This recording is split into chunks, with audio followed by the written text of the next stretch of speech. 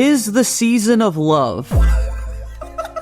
Throughout all of comic history, one of the most prevalent themes that's explored is love and friendship. And oftentimes, there can be very bad couples, but occasionally, we get a good one. And that's what we're going to be talking about today. Ladies and gentlemen, I'm Thomas. I'm Merlin. Together we're the Comic Lads, and today we are talking the best couples in superhero comics. Everyone has their favorites, but there's no denying that some are just obviously way more toxic and have been through the ringer. Yes. So we want to sort through who is the very best of the best, and who's had a pretty consistent relationship with their partner throughout the years. And of course, we want to hear from you in Question of the Week. What do you think is the greatest couple in superhero comics? Let us know your picks in the comments down below. And also, guys, don't forget to smash the like button. It really helps us out. Share the love, since it's the season of love. And if you enjoy weekly discussions about comic culture spanning DC, Marvel, and more, don't forget to hit the subscribe button with notifications turned on. All right, fellas, let's get into it. Of course, you know us, the Honorable Mention lads have made their triumphant return, and our Honorable Mention for today is Green Arrow and Black Canary. They're the only couple on this list that have that kind of toxicity and instability that we referenced earlier, but time and time again, they seem to find their way back to each other. They are just a straight up power couple too. I really like how their abilities complement each other. Yeah. And even though, like you said, they are sometimes depicted as being a bit toxic, I feel like that's almost like Part of their charm. it's part of their charm, you know? Like, I always think back to, like, Justice League Unlimited when they're, like, wrestling on the ground and, like, Bruce Timm, you're a fucking little horn dog. He's the original Gooner lad. No, he actually is. But, like, even then, you know, it has that little bit of, like, Spice to it. that spice, bro. 100%. I, for one, feel like Green Arrow and Black Canary, when either of them is in a project, if the other isn't in it, it feels like something's really missing. Yeah, they're almost like a Batman and Robin dynamic at this point. Like, you can't have one without the other. It's weird. Yeah, that is weird. But you know what I mean? Like, when you think of them, it's like as a duo oftentimes. For our number 5 pick, I feel like we're always going to have some divisive opinions in there. This is our list. Yes. And we have Nightwing and Batgirl. We know that everyone's going to be like, What the hell? Where the fuck is Corey? Starfire and Nightwing clear. What the hell? you know what? We're going to honorable mention Corey as well in here. Yeah. Both Batgirl and Starfire are great choices for love interest for Dick Grayson and Nightwing. Yes. But we just have a personal bias for Batgirl. I see Batgirl as Nightwing's longtime love interest, and Corey as his, like, super spicy, fun college love interest. Absolutely. Reading the Teen Titans Marv Wolfman run is incredible. Seeing them initially get together, and it's also kind of like a way to explore Dick's evolution out of the role of Robin into Nightwing, and he becomes his own man, he gets his own baddie, you know what I'm saying? Like, he carves his own path. But Nightwing and Batgirl, I feel like that's endgame material. This might not be a fair criteria, but I feel like it's something that me and you personally need to happen and need to be true because of the Bruce Timm fuckery that we've endured over the years. Well, I was gonna say as a closing remark, just her being with Nightwing gets, like, the possibility of her being with Bruce off the table. Yes. So I like to lock it down as quick as possible.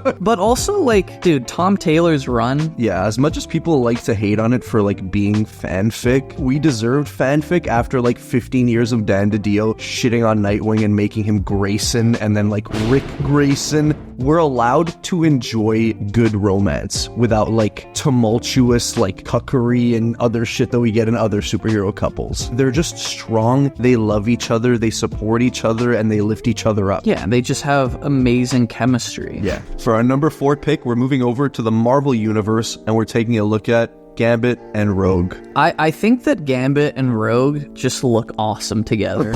Like, is that like a bad point to bring up, though? I don't think so. I think one of the main criteria is this is a visual medium. The couple has to look hot together. Yeah. There's something really wholesome and beautiful about the fact that she can't touch anyone, and that doesn't faze Gambit one bit. But they can touch now. They can now, but, like, for their whole history, that's been the main crux and, like, driving force behind their relationship drama. And I just think that's so beautiful. Like, I just respect Gambit so much. He's like, yeah, I don't care, I love you. And that's what love is at the end of the day. You know, it goes beyond the physical. That whole notion of like through sickness and health applies probably more than anyone else on this list. You know, like Gambit and Rogue, like you said, having to have a mostly like non-physical relationship and just relying on their feelings for each other and still holding each other up despite not being able to actually physically hold each other up. It's really beautiful. And I love when characters are allowed to progress their relationship and get to the ultimate monogamous goal and tie the knot together. Like, I love Mr. and Mrs. X. I'm so happy they're together. It's just like, it just does something to me, you know?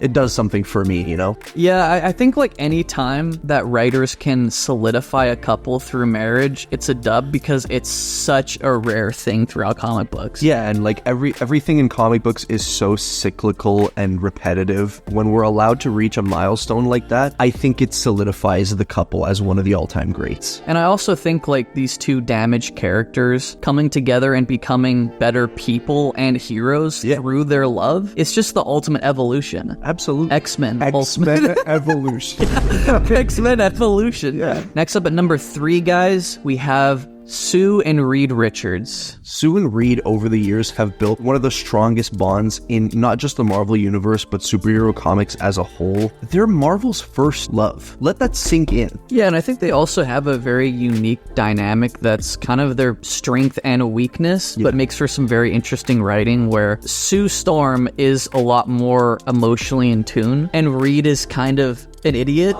Yeah. Despite being the smartest man in the world. He's the smartest man possibly in the multiverse, but relationship-wise, he's a dummy. Yeah, and that makes it so that their relationship is always evolving. It's never static, but it's not frustrating in that way. It almost feels like every time they go through an emotionally involving arc, their relationship does get stronger. And as a reader, you're allowed to watch them constantly evolve without necessarily regressing. Especially in Reed's case, I really find it admirable that even with him being the smartest man, he's always ready to learn more, especially when it comes from Sue. Building off of that, we mentioned as a previous point for other couples that marriage is so rare in comics. And you know what's even rarer? Having kids. Yeah. Like, that is almost unheard of. 2 kids. In most cases. And I love that they're constantly driving home the whole theme of the Fantastic Four, which is family first. Always. But guys, before we get to our next pick, we do want to let you know that we have a second channel we launched, Ladding Around, where we're doing weekly stuff outside of the comic sphere. We're going to include a link in the description down below, and you can go check us out. For our number 2 pick, we're moving past Marvel's first family, but also staying within Marvel's first family, because we're looking at The Thing, Ben Grimm, and Alicia Masters. Their love is so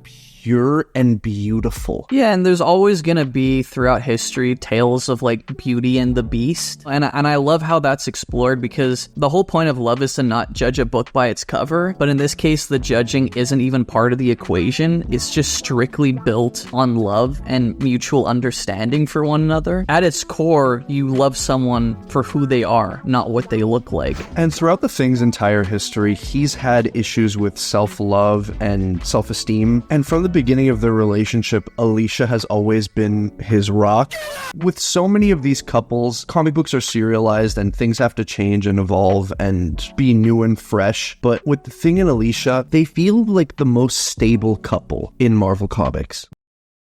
Yeah, they're rock solid. I was gonna say that. I'm trying to set you up for that. Like Sue and Reed, it took a lot longer for them to get there, but they finally tied the knot, and now they even have children. And I do want to say also, like, not only is it kind of the most perfect representation of what love is at its core throughout comics. Yeah. Like, they're not number one on our list, but I do think that they explore that theme the best. Yeah. But I also love that their love actually makes Ben Grimm stronger. It does. Like, I'm thinking of them on their honeymoon when he's like, you know, pitted against the Hulk and like everything's on the line. He's protecting his fiance as well as a handful of other people, and he pushes beyond his limit and knocks out the Hulk. Freaking destroys the Hulk in a 1v1. Yeah. I gotta say, it's fantastic. And for our number 1 couple on this list, big surprise for you guys, maybe, it's not Mary Jane and Spider-Man. They might be the number 1 on our worst couples video list. At least in 2026 they are. That's for sure. If we're talking 80s, they might have been number 1. Yes, they might have. But for our number 1, we're looking at Superman and Lois Lane.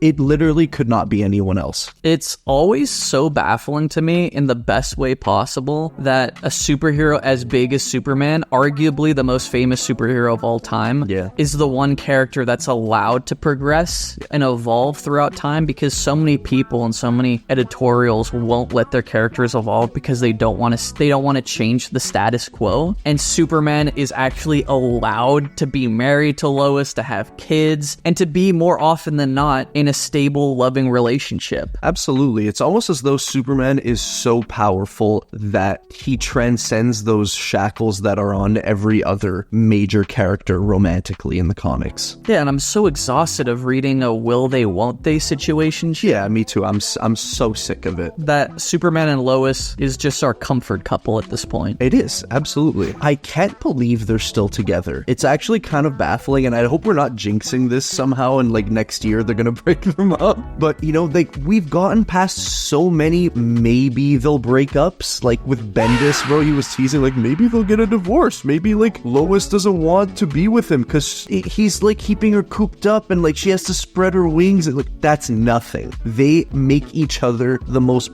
powerful people in their corners of the DC universe. Yeah, and even though characters can go through changes, much like real life, even with your partner, you're not going to be the same person that you were at 20 meeting the love of your life as you are at 40 still being with the love of your life. Everyone goes through changes, they go through ups and downs, and oftentimes it's the very thing that gets them through those tough times, but they're able to make it out on the other side together. And that's what makes the strongest couples. But that's it for our list this week, guys. Happy Valentine's Day to all the lads in love around the world. If you guys like weekly discussions like this, talking about superheroes, comics, and everything in between, consider checking out our YouTube and Patreon memberships. Over there, you get access to a 1 to 2 hour weekly podcast, and this week we even read on the pod a fanfic that someone wrote about the two of us. Things get spicy, it's very entertaining. Go check us out there, and you get early access to every single one of our main channel videos with Discord access. And that's it for us this week, guys. We love you. We love you all so dearly. Peace. Peace. Peace. You can't be putting that in there, bro. What? What?